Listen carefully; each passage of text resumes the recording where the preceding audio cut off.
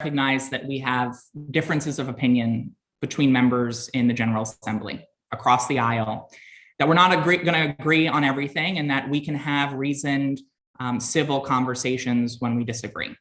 And I think over the course of my time in the General Assembly, I've demonstrated my willingness to work across the aisle, to work collaboratively, respectfully, to compromise.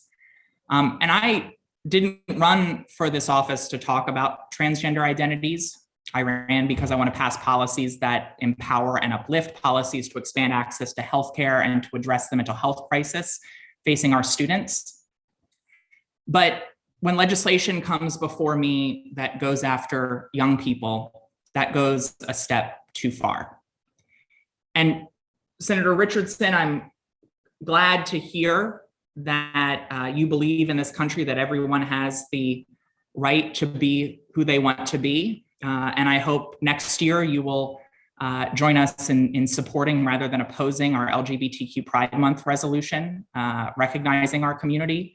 And so I'm glad to hear you say that. But I do have a couple of questions. You know, I am absolutely committed, as are my colleagues, to supporting women's sports. And when I initially saw this legislation come in my inbox, I hope that there were opportunities for all of us to work together to address the real issues facing women's sports. And so I'm curious, Senator, does your legislation increase funding for women and girls sports in our K through 12 schools? I know that that's one of the most critical issues facing women's sports today in Delaware and across the country. Thank you, Madam Chair. It does not. Okay. Increase the funding. It talks about the issue of fairness in women's sports. Okay. And I'm correct also that it doesn't require Title IX data collection or doesn't formalize any positions to enforcement of Title IX in Delaware, correct? Well, there is an enforcement for Title IX. I mean, but it doesn't create any positions to enforce Title IX, correct? It doesn't, but under Title IX, schools are legally required to respond and remedy hostile educational environments, and failure to do so is a violation. That means the school could risk losing its federal funding. Right. So there's not an increase in the institutional support for the enforcement of Title IX. So my understanding is that this legislation is the stated motive behind this legislation is to address a perceived competitive advantage within women and girls sports. You know, one of the most significant competitive disparities that exists is based on family wealth and those who can afford private coaching and those who can't. And so I'm curious, this legislation does not forbid private coaching, correct? This legislation is aimed at fairness in women's sports. It's to protect women's sports and to protect women against injuries and protect them from losing opportunities for scholarships. Okay, so to that comment and to some of the comments that were made before, my understanding is that y'all are particularly concerned with a perceived biological or physiological advantage some students may have. So I'm correct that this legislation does not forbid competition between taller and shorter girls in basketball, correct? Yeah, it's based on your biological sex at birth. Right. And it doesn't forbid competition between girls of different muscle mass. Is that correct? Well, but it does. It would, you know, the same way that it does address biological differences. It, you know, our laws are currently right now, we don't allow 25-year-olds to compete against 10-year-olds. You know, so there are differences in ages and differences in height and weight and so forth. But yeah, girls. Sure. So I'm talking about 15-year-old kids. This legislation doesn't forbid competition, for instance, between girls with different cardiovascular capacities, correct? No, absolutely not. No. Okay, so the only difference between students of the same gender identity that this legislation singles out for exclusion is based on a student's sex marker on their original birth certificate, which specifically singles out those who are transgender. No, it singles out biological males and separates them out of the equation as far as who's allowed to participate in female sports. Right, but cisgender students can participate on the teams of their gender identity because their gender marker matches their gender identity matches their sex assigned at birth. Transgender students can't participate on school sports consistent with their gender identity because their marker on their birth certificate does not match their gender identity, right? And the courts have consistently held that when you make this type of determination and cisgender students can participate consistent with their gender identity and transgender students cannot participate with their gender identity, even if the legislation doesn't say the word transgender, that is discrimination based on transgender status, and under the Bostock US Supreme Court decision, therefore discrimination based on sex.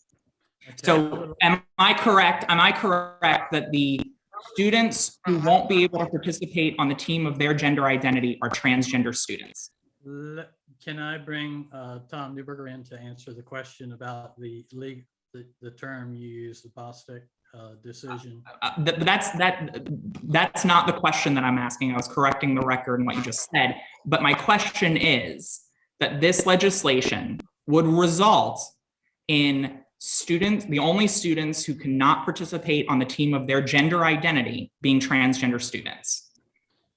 It would be any biological. In some cases, like I mentioned in Massachusetts, there's biological males that are competing on women's sports. So what this would do is this would allow the Delaware Interscholastic Athletic Association to have some guidelines as far as what would be allowed. So the Red Clay School District recently made a decision. Other school districts are going to make other decisions. I think the General Assembly has an obligation to set the standard. So Senator, you just mentioned a couple of quote biological males in other states. To be clear, you're talking about transgender girls. Unless there is an example of a student lying about their gender in order to play for another team, and other than the fictional movie with Amanda Bynes, She's the Man, I'm not aware of any examples of a student lying about their gender to participate in another sport. Yeah. So we're talking about transgender students. So let me get this straight. Let me just get this straight. You can have two students, one who is a transgender girl and the other who is a non-transgender girl, the term is cisgender. Both can have identical athletic capacity. And the only reason why the trans girl can't play on the girls' team with her classmates is because she's transgender. The reason that the law is being brought for, Senate Bill 227 is being brought for, is for fairness in women's sports. And I gave example after example of why the male, biological males have an advantage over biological women. So you believe that I have a biological advantage over Elena Deladon in basketball? I believe that there are many examples, and I could have read several other examples, especially, the Leah Thomas example, where he dominated in a female sports swimming, when he was competing against the men, he was only 467th in the state of, in the NCAA. Yeah. So first off, let me just make a quick point on this, that you properly gender me, Senator. I would appreciate, as the chair of this committee, if you properly gender Leah Thomas and use her pronouns she and her. So I want to move on to a next series of questions. So you mentioned in your opening statement that this legislation would allow for an individual to file a suit against a school or a district if they allow a transgender student to participate on a team consistent with their gender identity. That's correct? What actually the bill does is if they are deprived of opportunity. So it states indirect harm. So theoretically, if another school loses a competition, loses a game to a school that allows a trans student to participate on their team, that could be a direct or even indirect harm under this legislation. And that school, if they perceived, just on an assumption, because they're policing people's gender and they might look at another girl on the other team and say, well, she looks like a man, they could then sue that school that they're playing and put that child's gender on trial. Is that correct? You know, in my district, Delaware hockey team has won, I think, championship after championship after championship in the state of Delaware. I would hate to see them put at a disadvantage because there are male players on the other team. So again, if they thought perhaps that a student on another team was transgender, they might not know. They could go and then they could sue that school and put that child's gender on trial. I don't know about that. I think what it would actually the concern would really be that a student, like say a student on the Delaware team, was deprived of being able to play on the team, the championship team which they've had year after year after year, and then they would have a grievance. But as far as one team playing against the other team, I think that would be up to the schools to decide, and the DIAA to intervene and say what's fair and what's not fair. The whole bill is about fairness, you create a cause of action based on indirect harm. But I'd like to actually move on. Are you aware that already 2 federal district judges, one nominated by former President Trump, have prevented similar laws in 2 other states from being implemented because they likely violate Title IX, the very law you claim you're trying to protect, and the Equal Protection Clause of the US Constitution? There's all kinds of court cases out there, and you can sue anybody for any reason. Are you going to let me answer? Yeah, but you're not answering the question. I'm asking if you're aware that there are 2 decisions by federal district judges preventing these same laws from being implemented in other states because they likely violate Title IX and the Equal Protection Clause of the US Constitution. I've read a lot of material on this particular issue. Yes, there are court cases out there.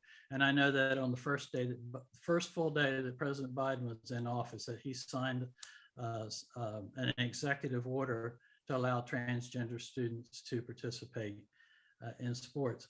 Now, I have a problem with executive orders. I think the executive, the president of the United States, is supposed to enforce the laws that are already in the books and not create laws through executive order. Okay, so those decisions don't rest on President Biden's executive order, and thank God that he is our president and is looking out for these vulnerable youth. They actually rely on both other federal district court and US Supreme Court precedent. But moving on, you know, when you introduce a bill that's about a particular community and impacts a particular community, I think it's important that we demonstrate that the sponsor is fully aware and understands the community that's impacted. So I'm curious, Senator, if you could share your understanding of what it means to be transgender with me. I don't see what that really has to do with. I want to make sure that you understand the community that's being impacted here. I really don't understand the reason for that question. All right, well, so I'll ask another question. Do you agree with the American Medical Association when they say trans and non-binary gender identities are normal variations of human identity and expression? I've never given that much thought. Okay. Do you believe the public policy of Delaware should be to embrace and affirm transgender people's gender identities? I believe that I believe in a live, let live policy. Okay. I believe you can be anything that you want to be as long as it doesn't interfere with someone else's rights. And I think in this case, it's interfering with the rights of young athletes, female athletes, to, I hate to use the term, but play on a level playing field. So, you know, in talking about the harm, my final questions, and then I want to just make a few comments. According to the Centers for Disease Control, 27% of transgender students feel unsafe at school, and 35% of transgender students have attempted suicide. According to the 2018 School Climate Survey, LGBTQ students who face discrimination and discriminatory policies at school, including in school programs, were 3 times as likely to miss school in the past month, had lower GPAs, had lower self-esteem, and higher levels of depression. The American Medical Association has stated that barring transgender girls from participating in school-sponsored sports consistent with their gender identity can have the effect of increasing negative mental health outcomes, substance use, and suicide for trans kids. And so, Senator, I'm curious, after hearing the negative academic and health outcomes that this legislation can have on trans kids, young people who are like me just a couple of years ago. Do you still wish to proceed with this legislation? I still wish to proceed with the legislation because I think the rights of one individual cannot interfere with the rights of another individual. All right. Well, thank you, Senator. And I just want to make a couple of comments before I defer to my colleagues on this committee. Ultimately, I believe that this is a cruel solution in search of a problem. You expressed a couple of examples before, none of which were in the state of Delaware. And in just the last 2 days alone, 2 Republican governors have vetoed similar legislation in their states, demonstrating just how unnecessary and hurtful this law is. On Monday, Indiana's Republican governor vetoed similar anti-trans legislation, stating, let me just make sure I get the quote right, "The presumption of the policy laid out in this law is that there is an existing problem in K-12 sports that requires further state government intervention. After thorough review, I find no evidence to support the claim." The preoccupation with trans kids' bodies reduces trans people to abstract concepts. It makes it easy to forget that we're talking about real people, real young people. Being a trans kid in a world that so often rejects who you are is already hard enough. And I don't understand why we would pass a law that makes their lives even harder. Look, I know it can be difficult to understand what it feels like to be someone like me, but imagine fearing your entire childhood that if people only knew who you are, you could lose your family, your friends, your safety, and your community. Imagine finally having the courage to address that unwavering homesickness in your soul, only to then face bullying and harassment and mockery. And then imagine that a senator has introduced a bill that says you can't even play with your friends. Trans kids just want to be kids.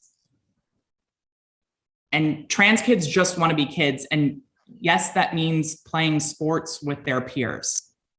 This bill in no way improves sports, but it does send a message that trans people are not who we are.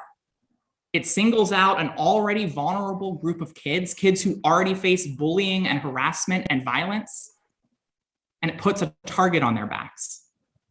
It sanctions discriminatory treatment toward kids for no other reason than they are trans.